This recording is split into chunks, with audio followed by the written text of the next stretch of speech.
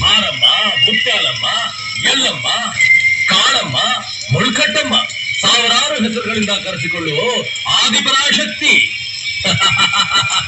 ನನ್ನ ಜಾಗಕ್ಕೆ ನೀನ್ ಯಾಕೆ ಬಂದೆಮ್ಮ? ಮಕ್ಕಳನ್ನ ನೋಡೋಕೆ ತಾಯಿ ಬರಬಾರ್ದ? ನೀನು ನನ್ನ ತಾಯಿನ? ಲೋಕವನ್ನೇ ಸೃಷ್ಟಿಸಿ ವಿಶ್ವ ಸ್ವರೂಪಿಣಿಯಾದ ನಾನು ನಿನಗೆ ತಾಯಿಯಲ್ವೇ? ದೇವತೆಗಳಿಗೆ ಮಾತ್ರ ಅಮೃತ ಕುಡಿಸಿ ಅಸುರರಿಗೆ ಮೋಸ ಮಾಡ್ಲಿಲ್ವಾ? ನೀವು ಅಮರರಾಗಿರಬೇಕು, ಅಮೃತ ಕುಡಿದ ದೇವತೆಗಳು ಚಿರಂಜೀವಿಗಳಾಗಿರಬೇಕು. ನಿಮ್ಮ ಮಕ್ಕಳಾದ ನಾವು ಅಲ್ಪಾಯುಷರಾಗಿ ಸಾಯಬೇಕಾ? ಅದು ನನಗಿಷ್ಟವಿಲ್ಲ. ಅದಕ್ಕೆ ನನ್ನ ತಾಯಿಗೆ ಮರುಜನ್ಮ ಕೊಟ್ಟು ಅವಳಿಂದ ಸಂಜೀವಿನಿ ಮಂತ್ರ ತಿಳಿದುಕೊಂಡು ನಾನು ಚಿರಂಜೀವಿಯಾಗಿ ಬದುಕಬೇಕೆಂದು ಆಸೆ ಪಟ್ಟೆ. ಅಪ್ಪ, ಇದು ಆಸೆಯಲ್ಲ, ದುರಾಸೆ.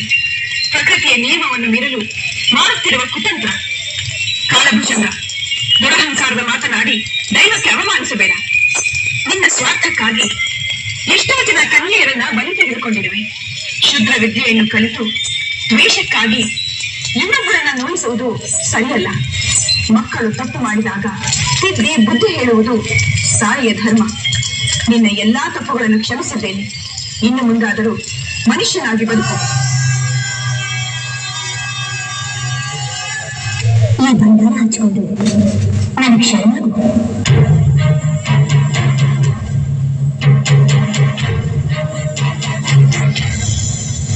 ಯೋಚನೆ ಮಾಡಬೇಡ. ಈ ಭಂಡಾರದಲ್ಲಿ ಇಡೀ ಬ್ರಹ್ಮಾಂಡವೇ ಅಡಗಿದೆ. ಒಳ್ಳೆ ಮನಸ್ಸಿನಿಂದ ಮುಟ್ಟಿದ್ರೆ ನಿನ್ನ ಬಾಳು ಬಂಗಾರ ಆಗುತ್ತೆ. ಕೆಟ್ಟ ಮನಸ್ಸಿನಿಂದ ಮುಟ್ಟಿದ್ರೆ ಸುಟ್ಟು ಬೂದಿಯಾಗುತ್ತೀಯ. ತಗೋ.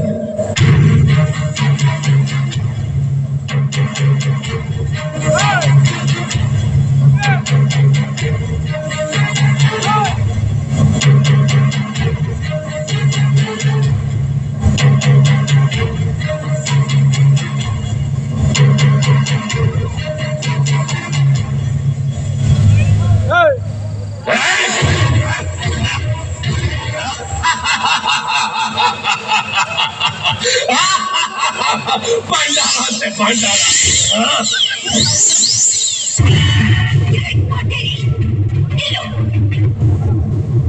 ಈ ದೇವಿಪುರಕ್ಕೆ ನೀನು ಪಾಲಿಟ್ರೆ ನನ್ನ ಕೋಪದ ಬೆಂಕಿಯಲ್ಲಿ ಬೆಂದು ಭಸ್ಮವಾಗಿ ಹೋಗ್ತೀಯ. ದೇವಿ, ನನ್ನನ್ನು ಏನು ಮಾಡಕ್ಕಾಗಲ್ಲ. ನಿನ್ನ ಕಣ್ಣ ಮುಂದೆ ಈ ದೇವಿಪುರ ಮಣ್ಣ ಪಾಲಾಗತ್ತೆ ನೋಡ್ತಾ ಇರು. ನೀನು ನನ್ನ ಬೆಂಕಿ ಹಚ್ಚಿ ಸುಟ್ರೆ ಆ ಬೂದಿ ಬಿದ್ದ ಜಾಗದಿಂದ ನಾನು ಮತ್ತೆ ಅವತಾರ ಎದ್ದು ಬರ್ತೀನಿ. ಹೇ ದೇವಿ, ಆ ರಾವಣನಿಗೆ 10 ತಲೆ, ನನಗೆ 1000 ತಲೆ. ನೀನು ಕತ್ತರಿಸ್ತಾ ಇದ್ರೆ ಮತ್ತೆ ಮತ್ತೆ ತಲೆಗಳು ಬರ್ತಾನೆ ಇರುತ್ತೆ. ನಿನ್ನಿಂದ ನನ್ನ ಏನು ಮಾಡಕ್ಕಾಗಲ್ಲ.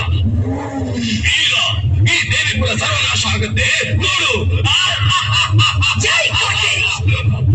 ಈ ದೇವಿಪುರ ಅಲ್ವೋ ನನ್ನ ಅನುಮತಿ ಇಲ್ಲದೆ ಈ ಪ್ರಪಂಚದಲ್ಲಿ ಯಾವ ಶಕ್ತಿಯು ಏನು ಮಾಡೋಕ್ಕಾಗಲ್ಲ. ಸಪ್ತ ಲೋಕಗಳನ್ನೇ ನಡುಗಿಸಿದ ಮಹಿಷಾಸುರನ ರಕ್ತವದ ಹೀರದ ಚಾಮುಂಡಿನೋ ನಾನು. ದೇವಾದಿ ದೇವತೆಗಳನ್ನೇ ಹೆದರಿಸಿದ ಚಂಡ ಮುಂಡರನ್ನೇ ಸಂಹರಿಸಿದ ಭದ್ರಕಾಳಿನೋ ನಾನು. ಅಸುರ ಶಕ್ತಿಯಿಂದ ಭೂಮಂಡಲದಲ್ಲಿ ಮೆರೆದ ಶುಂಭ ನಿಶುಂಭರನ್ನೇ ಭಸ್ಮ ಮಾಡಿದ ಭಗವತಿಯೋ ನಾನು.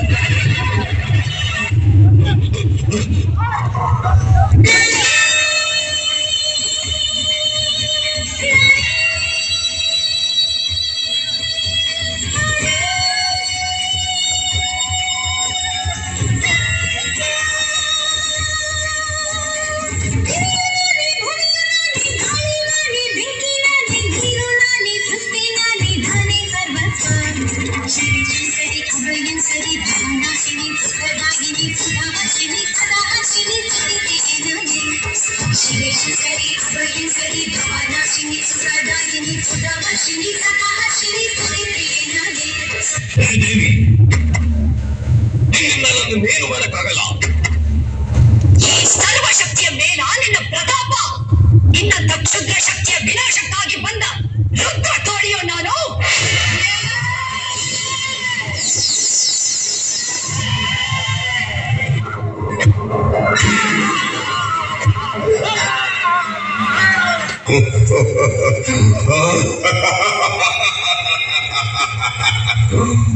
ಪರಮಶಕ್ತಿ, ಆದಿಶಕ್ತಿ, ಅಪೂರ್ವ ಶಕ್ತಿ ಅಲ್ವಾ ನಿನ್ನ ಓಂ ಶಕ್ತಿ. ನಮ್ಮ ಶಕ್ತಿ ಮುಂದೆ ಅದು ನಿಶಕ್ತಿ.